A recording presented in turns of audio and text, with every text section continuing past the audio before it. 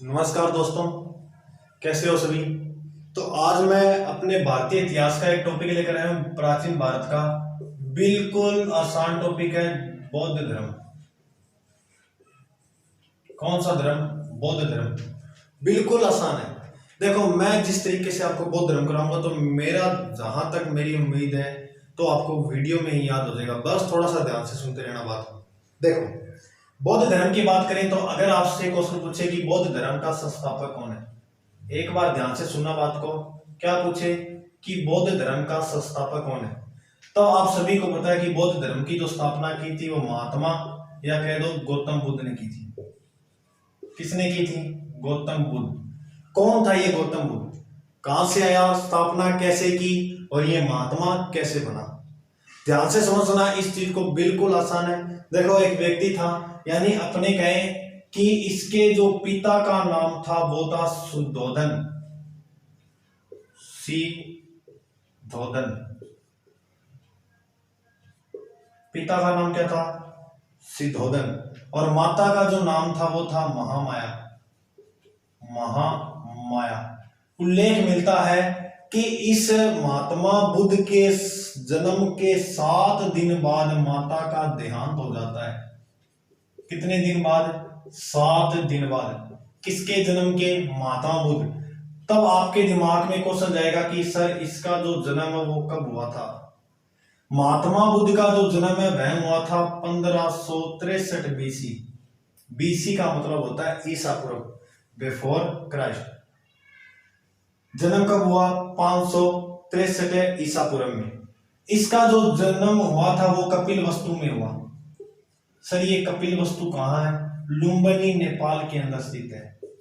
लुम्बिनी, नेपाल में जन्म हुआ था 1563 में। इसके बचपन का नाम था बचपन का जो नाम था वो था सिद्धार्थ। नाम देखो कितना सुना सुना है, सिद्धार्थ। बचपन का नाम क्या था? सिद्धार्थ। इसके 2 गुरु थे दोस्तों। गुरु कितने थे? 2। एक का नाम था अलार कलाम। दूसरे का नाम था रुद्रक रामपुत। किस कुल के थे सर ये शाक्य कुल के थे। बिल्कुल आसान है, थोड़ा सा ध्यान देके रखो।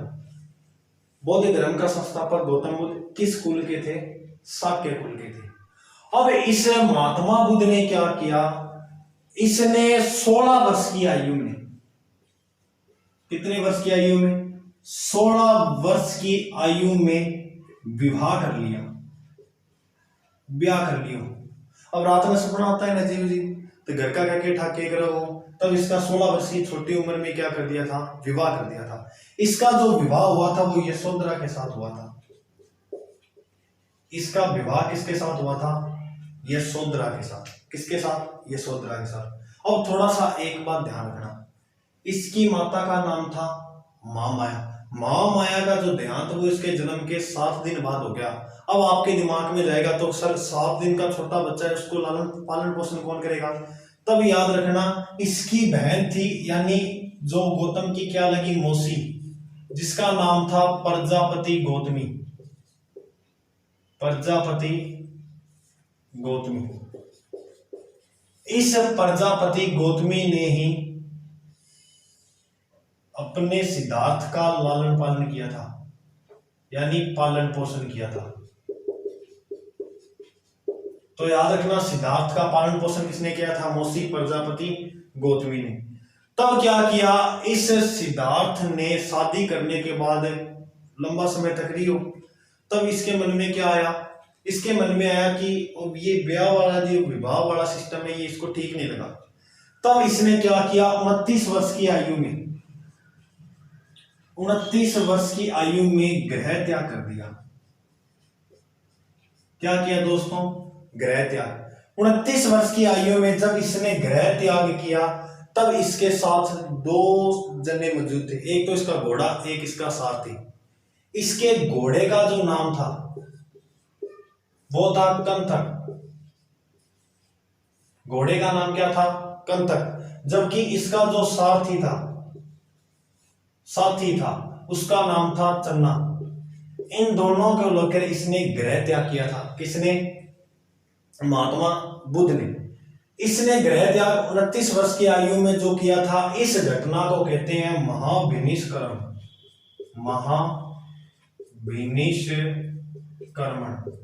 ये क्वेश्चन दोस्तों फर्स्ट ग्रेड में आया हुआ है। यह आपसे उल्टा पूछ लेगा महाविनिष्क्रमण क्या है, या पूछ लेगा गौतम बुद्ध या महात्मा बुद्ध के गृह त्याग की घटना को क्या कहा जाता है, तो क्या कहा जाता है? महाविनिष्क्रमण। जब ये गृह त्याग करके रास्ते पर जा रहे थे तब इसको 4 व्यक्ति मिलते हैं। वो 4 व्यक्ति कैसे मिले थे वो ध्यान रखना। देखो कौन कौन से 4 व्यक्ति मिलते हैं, बिल्कुल आसान है। देखो अभी थे पढ़े हो तो बिल्कुल आसान है, बचपन का सिद्धार्थ नॉर्मल बात है, बस यही आते हैं एग्जाम में। सीधा क्वेश्चन पूछेगा आपको घोड़े का नाम क्या था, सारथी का नाम क्या था, सारथी का नाम क्या था? चन्ना। और कितने वर्ष की आयु में विवाह किया? 16 वर्ष की आयु में। और गृह त्याग जो किया था वो 29 वर्ष की आयु में। वह घटना क्या कहलाती है? महाविनिष्क्रमण। अब आगे अपने बात करें, इसने गृह त्याग कर लिया, तब रास्ते में जब ये जा रहा था तो 4 दृश्य देखे। पहला जो दृश्य देखा वह देखा इसने वृद्ध व्यक्ति को। पहला दृश्य क्या देखा? वृद्ध व्यक्ति। अब इसने वृद्ध व्यक्ति को, बूढ़े आदमी को देखा तो उसकी बहुत बुरी हालत थी, उससे पानी तक नहीं पिया जा रहा था खड़े होकर। तब उसने कहा ये तो वापड़ा, ये तो बेचारा बहुत दुखी है। इसको देखकर जब वो थोड़े से आगे हो जाता है, यानी 1 नंबर पे क्या मिला? वृद्ध व्यक्ति। थोड़े से आगे हो जाता है तो 2 नंबर पे उसे एक व्यक्ति मिलता है, और वो जो व्यक्ति मिला था वो रोगी था। रोगी व्यक्ति को जब इसने देखा, हाथ में बोतल लेके जा रहा था, बुरा हाल है, मतलब क्या क्या पता नहीं कैसे कैसे रखते हैं, मैं आपको बता नहीं सकता, क्लास में भी की बात अलग होगी कि करो तो आप समझ रहे हो कि रोगी व्यक्ति के क्या क्या काम होते हैं, क्या क्या कैसे करता है। दूसरे व्यक्ति में, यानी दूसरा जो दृश्य देखा वो रोगी व्यक्ति को। अब रोगी व्यक्ति को भी देखकर इसका मन मतलब खराब हो गया है, मतलब संसार दुखों से भरा पड़ा है। तीसरे नंबर पे जब गया तब लाश लेके जा रहे थे, यानी क्या देखा? मृत व्यक्ति। जब इसने मृत व्यक्ति देखा ना तो अब थे खड़े गाँव में क्यों बोलो है, बुरे आ रहे मतलब बुरा हाल। मृत व्यक्ति को जब देखा ना तब इसका मन एकदम से क्या मतलब है, इसने कहा कि दुनिया बस ऐसे ही है। फिर जब ये इसने देख के बाद मन तो खराब हुआ, जा रहा था रास्ते में, 4 नंबर पे गया तब इसको प्रसन्न मुद्रा में सन्यासी मिला। प्रसन्न मुद्रा में कौन मिला दोस्तों? सन्यासी। इस सन्यासी को जब देखा ना तो ओ के पापड़, ये इतना खुश कैसे है? जब इसने प्रसन्न देखा कि इसको इतनी प्रसन्नता कैसे हासिल हुई, इसको प्रसन्न देखा तब इसने क्या किया कि अब मैं भी इस तरह से मान लो एक सन्यासी बन के रहूंगा, यानी मैं भी देखूं कि ये खुश कैसे है सन्यासी से। तब इसने क्या किया, ये जो महात्मा बुद्ध है 29 वर्ष को गृह त्याग किया था, 29 वर्ष की आयु में, और इसने 35 वर्ष की आयु में, याद रखना दोस्तों, 35 वर्ष की आयु में ज्ञान की प्राप्ति की। क्या की? ज्ञान की प्राप्ति। अब मैं कह रहा हूं थोड़ा सा ध्यान से सुनना बात को। गृह त्याग 19 वर्ष की आयु में 4 दृश्य देखे। पहला बुढ़ आदमी, बुढ़ो की है रोगी, रोग के बाद क्या करेगा? बूढ़ा आदमी मरेगा ही, और अंत में प्रसन्न मुद्रा में सन्यासी। पहलो बुढ़ो, 2 नंबर पे रोगी, 3 नंबर पे मर गया, 4 नंबर पे प्रसन्न मुद्रा में सन्यासी। तो इसका का कर्म पूछ लेते हैं, अब रोही कर्म में आरोही कर्म में सेट करो, पता होना चाहिए कौन मिला था, कैसे मिला था। उल्टा पूछ ले तो एक प्रसन्न मुद्रा, मर्द, रोगी और वृद्ध व्यक्ति। तो याद रखें 35 वर्ष की आयु में इसने ज्ञान की प्राप्ति की। और याद रखना ये जो ज्ञान की प्राप्ति की थी ये किस नदी के किनारे की थी, पूछ लेते हैं। तो उस नदी का नाम याद रखना निरंजना, या इसे कहते हैं पुनपुन नदी, या इसे कहते हैं फाल्गु नदी। देख लो कितना नाम बता दिया। पुनपुन, फाल्गु, निरंजना नदी के किनारे इसने ज्ञान की प्राप्ति की। यानी ये जो नदी है ये बोध गया बिहार में है। कहाँ है दोस्तों? बोध गया बिहार में। इसको ज्ञान की जो प्राप्ति हुई थी, इस ज्ञान की प्राप्ति के बाद इसका नाम क्या पड़ा? महात्मा बुद्ध। क्या नाम पड़ा दोस्तों इसका? महात्मा बुद्ध। इस ज्ञान प्राप्ति की जो घटना है, ज्ञान प्राप्ति की जो घटना है उसको कहते हैं संबोधि। गृह त्याग की को महाविनिष्क्रमण, जबकि ज्ञान प्राप्ति की जो घटना है उसको कहते हैं संबोधि। अब ज्ञान आ गया, अब ज्ञान आ गया तो ये अब क्या करेगा? उपदेश देगा। और वो उपदेश क्या थे, कहां दिए थे, उसकी चर्चा करते हैं अब। यानी गृह त्याग 29 वर्ष की आयु में और 35 वर्ष की आयु में ज्ञान की प्राप्ति। और गुरुजी मानना है तो समझ आगे देखो। अब इसको ज्ञान की प्राप्ति होगी 35 वर्ष की आयु में। अब इसने क्या किया? जो अपना प्रथम उपदेश दिया था, अपना जो प्रथम उपदेश दिया था वो दिया था दोस्तों श्रावती।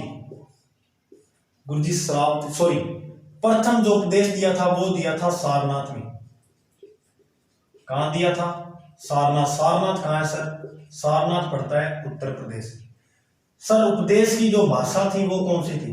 उपदेश जो है वो पाली भाषा के अंदर दिया गया था। किस भाषा में? पाली भाषा में। तो बुद्ध ने प्रथम उपदेश जो दिया था वो सारनाथ यूपी में दिया। किस भाषा में? पाली में। अब आपसे क्वेश्चन पूछेगा कि महात्मा बुद्ध ने जो सर्वाधिक उपदेश दिए थे वो कहां दिए थे? महात्मा बुद्ध ने जो सर्वाधिक उपदेश दिए थे वो दिए थे श्रावती। सर ये क्या, यानी आज को अपन यानी उसी टाइम का कह सकते हैं कौशल में। कहां दिए थे? कौशल के अंदर क्या दिए? सर्वाधिक उपदेश। और इसने मगध को धर्म प्रचार केंद्र बनाया था। तो आपसे क्वेश्चन पूछ ले, महात्मा बुद्ध ने प्रचार केंद्र किसको बनाया था? तो किसको बनाया था? मगध को। महात्मा बुद्ध का जो प्रिय शिष्य था, प्रिय शिष्य, उस शिष्य का नाम था आनंद। क्या नाम था दोस्तों? आनंद। पूछ ले महात्मा बुद्ध का जो प्रिय शिष्य था उस शिष्य का नाम क्या था?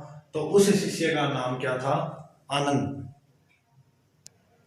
और जो इसके उपदेश है, उपदेश की घटना को क्या कहा जाता है? ये भी कई बार पूछ लेते हैं। तो उपदेश की जो घटना है, जो इसने उपदेश दिए थे, उस घटना को कहते हैं धर्म चक्र प्रवर्तक। क्या कहा जाता है? धर्म चक्र प्रवर्तक। ये क्या कहा जाता है? उपदेश की घटना को। और महात्मा बुद्ध की जो मृत्यु हुई थी वह हुई थी 483 बीसी में। कब हुई थी? 483 ईसा पूर्व। और इस मृत्यु की जो घटना है, इस मृत्यु की घटना को कहते हैं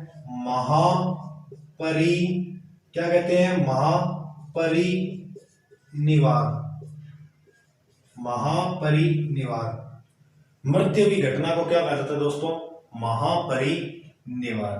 अब देखते हैं कि महात्मा जो बुद्ध थे उसने क्या शिक्षाएं दी, क्या सिद्धांत दिए, उसकी चर्चा करें। तो देखो, महात्मा जो बुद्ध था उसने मूल रूप से 4 शिक्षाएं प्रदान की थी।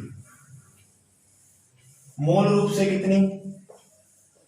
यानी अगर आपसे पूछ ले महात्मा बुद्ध की शिक्षाओं का मूल आधार कितना था, तो इसने जो मूल शिक्षाएं हैं वो कितनी दी थी? 4। मूल शिक्षा कितनी दी थी? 4। ये 4 कौन कौन सी शिक्षाएं थी? नंबर 1 पे दुख, नंबर 2 पे दुख समुदाय, और नंबर 3 पे दुख निरोध, और नंबर 4 पे था दुख निरोध प्रतिपदा। दुख निरोध प्रतिपदा यानी इसका मतलब हो गया दुख निवारण करने वाला। दुख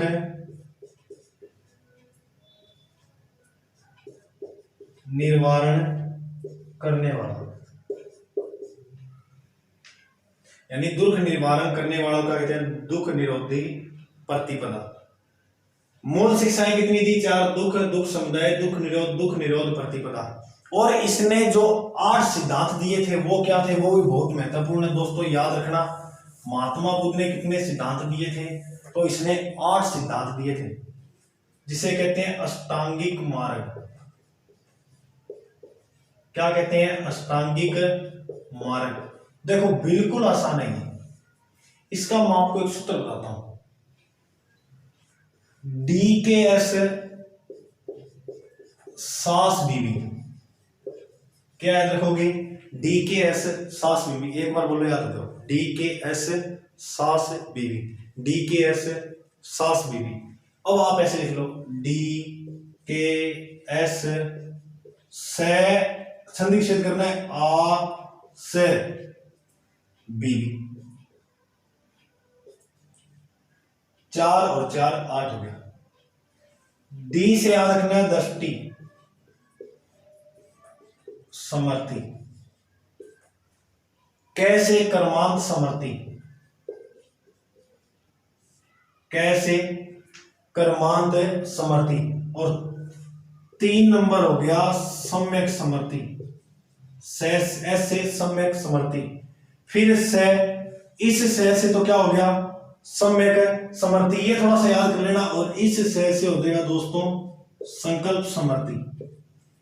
फिर इस आ से हो जाएगा आजीव, आजीव समर्थी। से फिर समाधि, से समाधि। और इस बी से याद कर लेना वाणी, और अंत वाले बी से याद कर लेना व्यायाम। यानी महात्मा बुद्ध ने अष्टांगिक मार्ग 8 सिद्धांत दिए थे, 8 रास्ते बताए थे। DKS सास विधि, क्या याद रखोगे? DKS सास विधि। डी से दृष्टि समर्थी, के से कर्मांत समर्थी, एस से सम्यक समर्थी, एस से संकल्प, फिर आ से आजीव, एस से समाधि समर्थी, और बी से वाणी, और बी से व्यायाम। बिल्कुल आसान, बिल्कुल आसान। और इसके बाद करें कि महात्मा बुद्ध ने बौद्ध संघ की स्थापना कहां की थी? बौद्ध संघ। महात्मा बुद्ध ने जो बौद्ध संघ की स्थापना की थी वो दोस्तों की थी जहां अपना पहला उपदेश दिया था। पहला उपदेश दिया था सारनाथ है यूपी में। यही इन्होंने क्या की थी? बौद्ध संघ की स्थापना। बौद्ध संघ में जो प्रवेश होते थे, उन जो प्रवेश होने वाले को कहा जाता था उपसंपदा। जो भी व्यक्ति या महिला प्रवेश होती थी उसे क्या कहा जाता था? उपसंपदा। बौद्ध संघ में महिलाओं के प्रवेश के लिए भी अनुमति दे दी थी महात्मा बुद्ध ने। और याद रखना, महिलाओं को प्रवेश की अनुमति दी। और प्रवेश होने वाली जो पहली महिला थी, प्रथम महिला थी, उसका नाम था प्रजापति गौतमी। ये वही है इसकी सौतेली मां, प्रजापति गौतमी। इस सभी यानी बौद्ध संघ में सर्वप्रथम किस महिला ने भाग लिया था? तो याद रखना प्रजापति गौतमी ने। इस बौद्ध संघ में प्रवेश करने के लिए कुछ शर्तें होती थी, यानी न्यूनतम जो आयु होती थी वो 15 वर्ष होती थी। न्यूनतम आयु कितना वर्ष का होना चाहिए? 15 वर्ष। रोगी,